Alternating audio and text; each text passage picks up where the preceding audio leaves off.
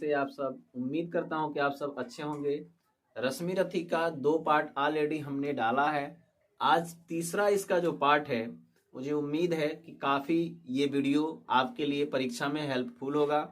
Intermediate के जो भी छात्र हैं, हिंदी में यहाँ पर आज हम लेकर आए हैं रश्मि रथी में कर्ण का चरित्र चित्रण।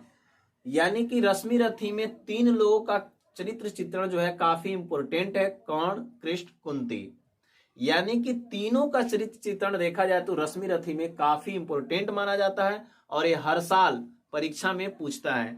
तो आज हम पहले कर्ण का चरित्र चित्रण देख लेते हैं। इसके बाद से अगर वीडियो का रिस्पॉन्स अच्छा रहा तो आगे श्री कृष्ण और कुंती का चरित्र चित्रण बताया जाएगा।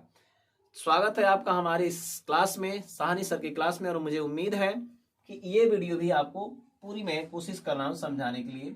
अब यहाँ पे देखिए, जैसा कि जानते हैं कि ये जो रश्मि रथी है, रश्मि रथी का अर्थ होता है कि वह व्यक्ति जिसका रथ पुण्य का हो, तो इसका मतलब होता है रश्मि रथी। तो जो रश्मि रथी है आप जानते हैं कि टेकन फ्रॉम महाभारत, यह जो है आपका महाभारत का एक अंश है। ठीक, अब यहाँ पर कर्ण जो है पूरी लड़ाई लड़ता है। पिछली वीडियो में आपको इसमें मेंशन किया गया है, सब कुछ बताया गया है। अब हम यहाँ पर देख लेते हैं ये 5 हेडिंग, बस 5 हेडिंग लिखो। कर्ण का चरित्र चित्रण एकदम क्लियर, रटना नहीं है, बिल्कुल कहानी के जैसे याद कर लिए, जैसे आप कहानी देखते हैं उस तरह से।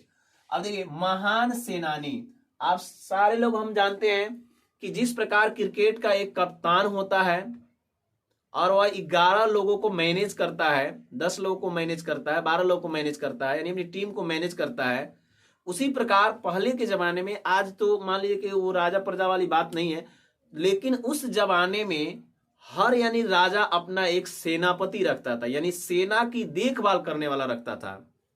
और जब भीष्म पितामह बाणों की सया पर लेटे रहते हैं, बाणों के बिस्तर पर ही लेटे रहते हैं, तो युद्ध करने के लिए जब कर्ण मैदान में उतरता है तो वह भीष्म पितामह से जाता है आशीर्वाद लेने की, आप मुझे आशीर्वाद दीजिए ताकि मैं इस युद्ध को आसानी से जीत सकूं। तो ऐसे माना जाएगा कि वह कितना बड़ा यानी कि महान सेनानी था। सारे लोग थक गए कौरवों की सेना ओर से, लेकिन यह जो सेनापति था वह अंत तक अपने मरते दम तक लड़ता रहा। यह बात सिद्ध करती है कि वह महान सेनानी था। भीष्म पितामह भी कहते हैं कि जैसे भगवान श्री कृष्ण मिले हैं पांडवों को, वैसे तुम कौरवों को मिले हो। तो इस बात से यह बात पता चलती है कि कितना वो महान सेनानी था। सारे यानी कि समझ लीजिए कि पांडवों की सेना में इसने हाहाकार सा पैदा कर दिया था कर्ण। अब दूसरा चलते हैं, साहसी और वीर योद्धा था। तो कर्ण की वीरता के बारे में तो पूछिए मत। आप जानते हैं कि जब कृपाचार्य, कृपाचार्य कौन है, तो कृपाचार्य पांडवों के गुरु थे और वह उनको धनुर्विद्या शस्त्र शास्त्र सिखाने के पश्चात वह उनका टेस्ट ले रहे थे, परीक्षण कर रहे थे उनका, कि देखा जाए भाई कैसे, मतलब हमारे पढ़ाए हुए जो भी छात्र हैं कैसे हैं। तो वहां पर कर्ण पहुंचता है और कर्ण जैसे ही वहां पहुंचता है वह सीधे अर्जुन को ललकारता है कि अगर अर्जुन तुम्हारे पास अगर उतना कला कौशल है तो आओ मेरे यानी कि कला कौशल को जरा देखो। तुरंत वहां कृपाचार्य उनको रोकते हैं और कहते हैं कि बताओ तुम्हारा जाति क्या है, तुम्हारा गोत्र क्या है।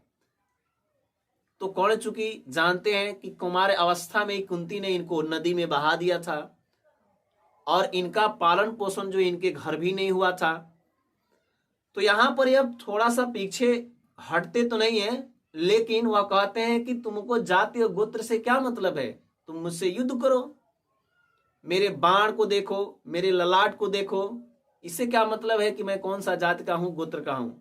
तो कृपाचार्य ने कहा कि नहीं, पहले आपको युद्ध करने से, युद्ध कौशल दिखाने से पहले आपको किसी राज्य का राजा बनना पड़ेगा, तभी आप इनसे युद्ध कर सकते हैं, क्योंकि ये राजकुमार हैं। उतनी सभा में भी कर्ण अपने प्रदर्शन से पीछे नहीं हटता था। इसे माना जाएगा कि उसके अंदर कितना साहस था और वो कितना बड़ा वीर योद्धा था। जैसे ही वो उतरता था मैदान में जैसे ही उतरा, जैसे ही मैदान में उतरा, जब अपनी बाण वर्षा करने लगा तो पांडवों की सेना में हाहाकार मचा दिया। कोई इसके सामने टिक नहीं पा रहा था, यहां तक कि अर्जुन में भी वह सामर्थ्य नहीं था कि इसका सामना कर सके। तो मानेंगे कि ये बहुत बड़ा वीर योद्धा था। अब देखिए, तीसरा सच्चा मित्र था। तो सच्चा मित्र कैसे था, तो जब यानी कि इसका जाति और जब गोत्र पूछा गया, कृपाचार्य ने जब इसका जाति और गोत्र पूछा तो वहां पर जितने उपस्थित लोग थे उनके बीच में कर्ण का मजाक बन गया और कहा कि जब तक, कृपाचार्य ने कहा कि जब तक तुम्हें किसी देश का राजा नहीं बनाया जाएगा तुम यानी कि इनसे युद्ध नहीं कर सकते हो। तुरंत दुर्योधन ने क्या किया, तो वहां अंग देश का इनको राजा बना दिया और उस यानी कि भरी सभा में यानी जो इनका अपमान हुआ था कर्ण का, वह सारा अपमान यानी कि जो भी हुआ था, जैसे ही राजा बन गए इनको एक सम्मान मिला और तब से दुर्योधन के अभिन्न यानी कि समझिए कि मित्र बन गए और मरते दम तक अपनी मित्रता को साथ निभाया। तो कह सकते हैं कि यह एक सच्चा मित्र भी थे। अगला है कि सच्चा गुरु भक्त, इसके बारे में कहने की जरूरत ही नहीं है, क्योंकि जैसे ही आप जानते हैं कि जब यह गुरु के आश्रम में थे तो वहां पर एक विषैला कीट जब उनके गुरु के जंघे को काट रहा था, तो यह उनका जंघा जो थे अपने यानी कि जंघे पर उनका सर रख कर सुलाए हुए थे और इनके जंघे में जैसे ही वो विषैला कीट घुसा लगा काटने। अब जब काटने लगा तो जैसे ही उसमें से रक्त प्रवाह होने लगा, जैसे खून बहने लगा, तो इन्होंने सोचा कि अगर मैं पैर हटा लेता हूं तो गुरु की नींद खुल जाएगी, तो उससे अच्छा है कि मैं पैर को यहीं रहने दूं। लेकिन जैसे ही वह खून यानी उनके सर के पास पहुंचता है और जैसे उनको यानी महसूस होता है पानी की कोई से कुछ पानी आ रहा है, इनकी नींद खुल जाती है। और इतना बड़ा गुरु भक्त कि जंघे में कीड़ा घुस गया लेकिन उन्होंने अपने पैर को टच से मस नहीं किया। तो ऐसे इस बात को से यह प्रूफ होता है वह कितने बड़े गुरु भक्त थे।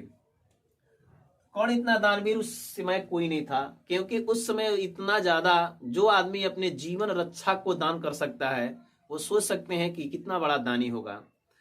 परम दानवीर था। संध्या बंदन के बाद यह ब्राह्मणों को, याचकों को ये बहुत सारा दान देता था। इससे बड़ा दानी उस समय शायद ही कोई होगा। और एक बार की घटना थी कि इंद्र अपना भेष बदल करके और सूर्य के द्वारा दिए हुए कवच और कुंडल को, यानी वह कवच और कुंडल ऐसा था कि जब तक कर्ण पहना रहता तब तक उसको कोई मार नहीं सकता था। और जैसे ही इंद्र आए और उन्होंने कहा कि मुझे आपका कवच और कुंडल चाहिए, कर्ण पहचान गया कि यह कोई साधारण आदमी नहीं है। उन्होंने देखा ये तो इंद्र है, फिर भी जानने के बावजूद भी उन्होंने अपना कवच और कुंडल दान कर दिए। जो आदमी अपने जीवन को दान कर सकता है, इससे बड़ा दुनिया में दानवीर कौन हो सकता है। तो ये 5 जो क्वालिटी है कर्ण के अंदर, अभी बहुत सारे इसके आगे वह भातृप्रेमिता यानी कि अपनी माँ से आश्वासन और दानशील व्यक्तित्व था, ये बहुत सारी चीजें हैं। यह 5 जो हेडिंग है, महान सेनानी, यानी महान सेनानी कब याद रखना है, तो उस समय कि अंत तक यानी ऐसे लड़ा कि सारे लोग इसकी तारीफ करते हैं, कृष्ण भी इनकी तारीफ करते हैं। साहसी और वीर योद्धा कब बना, तो जब उन्होंने क्या किया, तो खड़े यानी सभा में अपने प्रदर्शन के लिए उन्होंने अर्जुन को ललकार दिया। सच्चा मित्र कैसे था, तो जब उनकी बेइज्जती हुई तब जैसे ही दुर्योधन ने इनको अंगदेश का राजा बनाया, तब से यह दुर्योधन के अभिन्न मित्र बन गए। सच्चा गुरु भक्त कैसे थे, तो कीड़े वाली कहानी लिखनी है कि कीड़ा इनके जंघे में काटा फिर भी इन्होंने अपने पैर को टच से मस नहीं किया। ये बात प्रूफ करती है कि सच्चे गुरु भक्त भी थे। परम दानवीर, यानी जब उन्होंने सूर्य के द्वारा दिया हुआ कवच और कुंडल भी दान कर दिया। तो ये 5 हेडिंग जो है आपको बनाते हैं यानी कि एकदम ईजी और आसान, और ज्यादा अब कहीं जाने की जरूरत नहीं है। और भी वीडियो अगर चाहिए तो आप हमें कमेंट करिए और वीडियो को लाइक करके जाना भाई, लाइक करके जाना।